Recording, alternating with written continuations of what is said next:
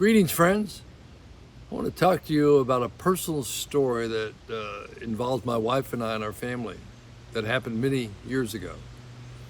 And I want to start with a Bible passage, 2 Corinthians chapter 1, verse 3 to 5. And it basically says that God will take us through trouble so he can use us on the other side of that trouble to minister to people going through similar trouble or circumstances.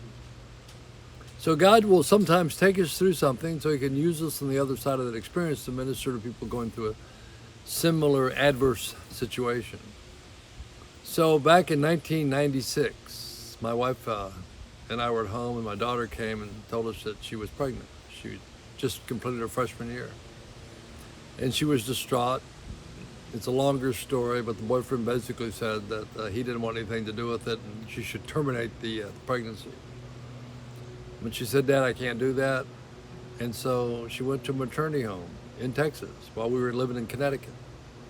And during that time, she came to terms with her situation and decided that she could not place the baby for adoption.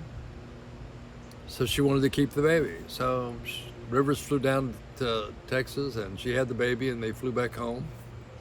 And they lived with us the next 5 years. And as that child, his name's Tyler, grew, there were many times when I thought about, he could have ended up behind some clinic in a Dipsy dumpster as a corpse. And that would have been heartbreaking.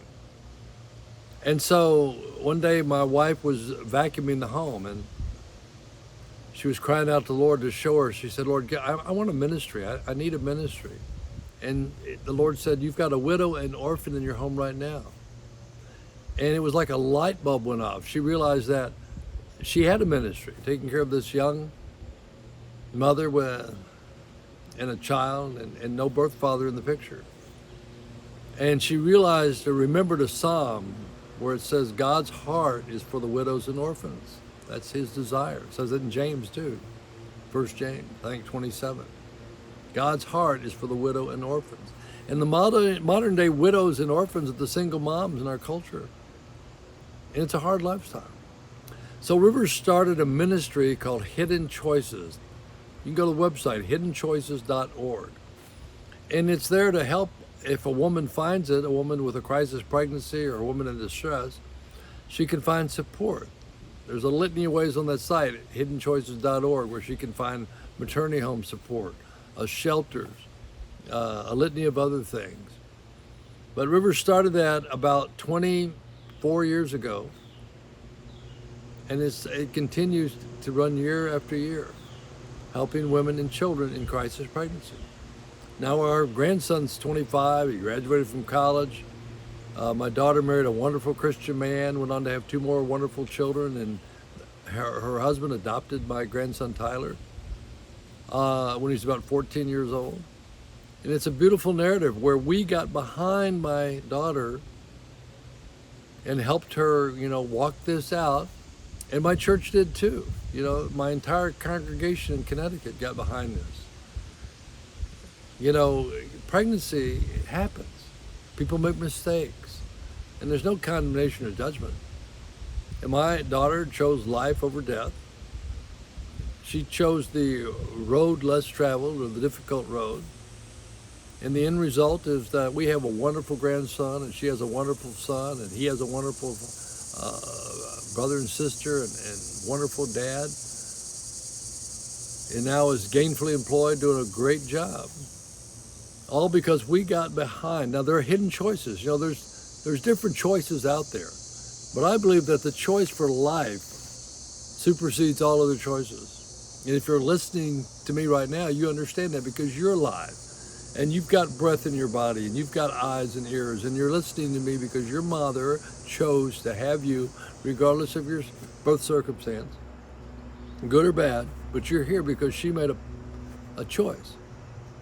And Hidden Choices is to provide those available opportunities to women who can find support. There are other choices out there. If you choose life, there's other choices for support and to help walk you through this process. And if you're listening to me right now and you're in that situation, maybe you're the parent of a child going through this. I want you to know there's life in this, there's hope in this, faith is in this, and your God is giving you this precious gift. I wouldn't trade my grandson for anything. He's brought such joy into our life. He's such a mighty man of God. And the thought that he could have ended up somewhere else those 25 plus years ago is just unbelievable, unthinkable for me. Amen. Look, I hope this has been helpful. Go check out that site, hiddenchoices.org. See what that's about. And if you want to plug in some way and be supportive and helpful, I want to open that door for you.